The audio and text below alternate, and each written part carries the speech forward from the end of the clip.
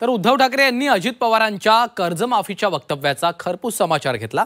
उपमुख्यमंत्री अजित पवारांनी शेतकऱ्यांकडे कर्ज भरण्यासाठी तगादा लावलेला आहे। कर्जाचे पैसे लवकर फेडा, सारखं फुकट कसं चालणार, जरा हातपाय हलवा असं विधान अजित पवारांनी केलं होतं। त्यावर बोलताना उद्धव ठाकरे यांनी अन्नदात्याला हातपाय हलवायला सांगताय, सरकार म्हणून तुम्ही काय हलवताय असा सवाल केला।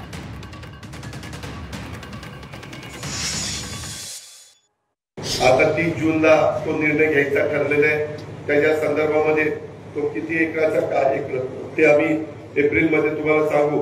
पण तुम्ही पण 0% व्याजाने पैसे दिल्यावर वेळच्या वेळेला पैसे फेडायची सवय लावा ना।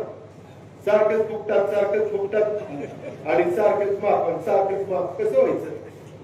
असं नाही चालत। एकदा साहेबांनी माफी दिली, एकदा देवेंद्रजींनी दिली, एकदा आम्ही उद्धवजींच्या सरकारमध्ये असताना दिली।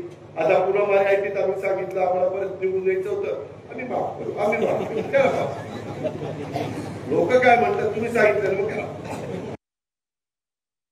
अजित पवार तर बेधडक सांगतायत की आम्हाला जिंकायचं होतं म्हणून आम्ही कर्जमाफी बोललो, पण आम्हाला पण अडचणी आहेत आणि तुम्ही जरा हातपाय हलवा ना।